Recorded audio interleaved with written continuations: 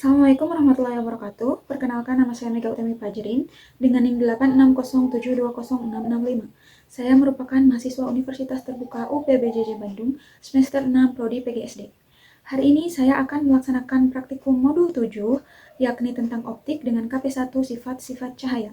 Alat dan bahan yang dibutuhkan pada percobaan hari ini adalah cermin cembung, cermin cekung, cermin datar, busur derajat, senter, laser, lilin dan korek. Celah cahaya saya menggunakan sisir, penggaris, dan juga layar putih. Langkah pertama, saya akan menyusun senter, layar putih, dan juga cermin datar. Dan kita tambahkan celah cahaya yang di sini saya menggunakan sisir. Setelah lampu senter dinyalakan, kita akan mengamati jalannya berkas cahaya di depan cermin datar. Kemudian dapat dilihat, sinar datang, lalu dipantulkan. Sudut datang selalu sama dengan sudut pantul. I sama dengan R. Kesimpulannya, sudut I sama dengan sudut R. Agar lebih jelas, saya mengganti senter dengan lampu laser.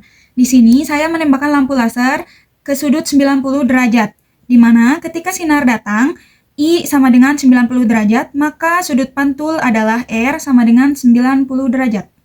Ketika sinar laser datang di sudut 30 derajat, maka sudut pantulnya akan sama juga, yakni 30 derajat. Laser ditembakkan pada sudut 60 derajat, maka sudut R-nya atau sudut pantulnya sama juga, yaitu 60 derajat. Selanjutnya, saya akan melakukan percobaan sifat bayangan pada cermin datar.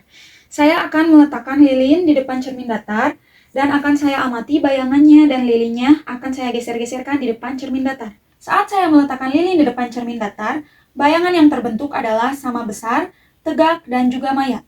Saat saya geser lilinnya, bayangannya pun ikut bergeser. Ketika lilin saya dekatkan, bayangan ikut mendekat, dan ketika lilin saya jauhkan, bayangan ikut menjauh. Lalu saya ukur menggunakan penggaris, jarak antara cermin dan lilin sama dengan jarak antara bayangan dan cermin. Di sini jaraknya sama, yaitu 10 cm. Jadi, bayangan pada cermin adalah maya, tegak, dan sama besar. Selanjutnya, pemantulan cahaya pada cermin cembung. Ketika saya dekatkan pada lilin, cahaya tersebut akan dipantulkan dan sinar pantul akan menyebar. Dapat dilihat pada layar putih di sini, cahayanya menyebar. Lalu ketika saya jauhkan cermin cembungnya, cahayanya menyebar makin luas. Jadi, sifat bayangan cermin cembung, maya, tegak, dan diperkecil. Selanjutnya, saya akan melakukan praktikum pemantulan cahaya pada cermin cekung. Ketika saya dekatkan cermin cekung ini di depan lilin, dapat dilihat cahayanya terkumpul dan terfokus pada satu titik. Hal ini dikarenakan cermin cekung mengumpulkan dan memfokuskan cahaya. Pada saat cermin didekatkan, sifat yang terbentuk adalah, atau sifat bayangan yang terbentuk adalah maya, tegak, dan diperbesar.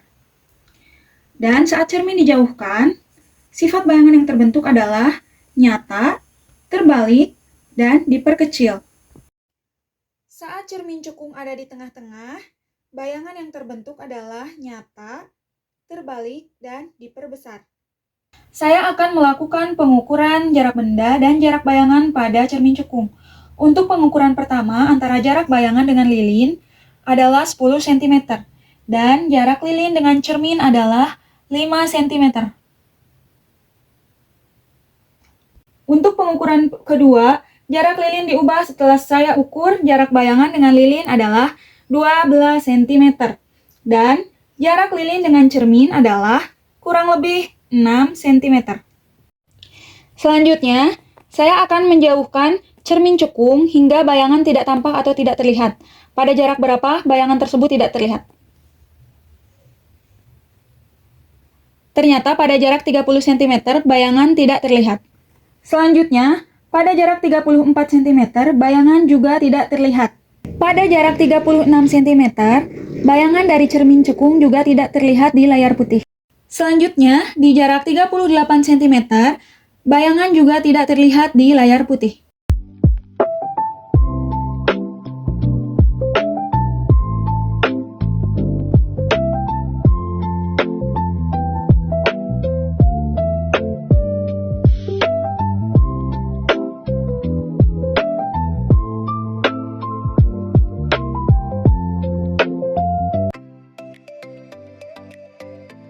kita akan melakukan percobaan pembiasan cahaya. Alat dan bahan yang dibutuhkan yang pertama lampu senter, kemudian celah cahaya, balok kaca, kemudian kertas putih, busur derajat, lensa cembung, lensa cekung, lilin, dan penggaris panjang. Pertama-tama, kita susun lampu senter, celah, dan balok kaca seperti pada gambar yang ada di modul. Nyalakan lampu senter dan amati dengan baik jalannya berkas sinar pada saat sebelum dan sesudah menembus balok kaca. Selanjutnya, kita akan menggunakan lensa cembung untuk mengamati huruf di buku dengan jarak yang relatif dekat antara lensa dan huruf. Kemudian, kita ukur dulu jaraknya berapa. Ternyata kurang lebih 3 cm. Kemudian, kita akan menjauhkan lensanya perlahan-lahan.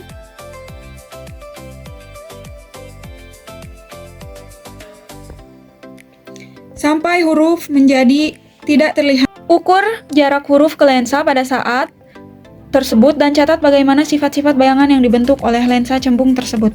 Selanjutnya, saya akan menyusun lensa cembung, layar, lilin, dan penggaris panjang seperti pada gambar ini.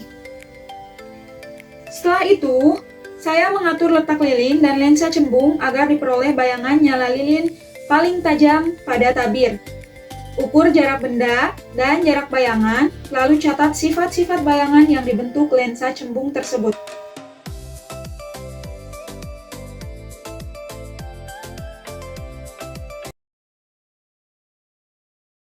Selanjutnya, kita akan melakukan percobaan difraksi, interferensi, dan dispersi.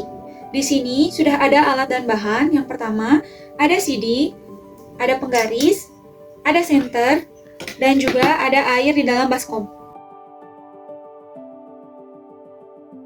Pertama-tama, arahkan senter tepat pada bulatan CD untuk mengukur penyebaran cahaya melalui lubang CD. Lalu kita akan ukur berapa jaraknya penyebaran cahaya dari lubang CD tersebut. Kurang lebih 67 cm. Selanjutnya, kita akan melakukan percobaan interferensi.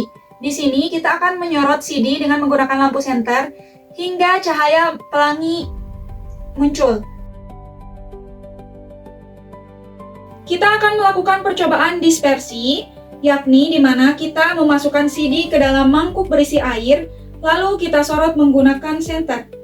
Hal tersebut akan menimbulkan pantulan cahaya putih menjadi 7 spektrum cahaya pelangi.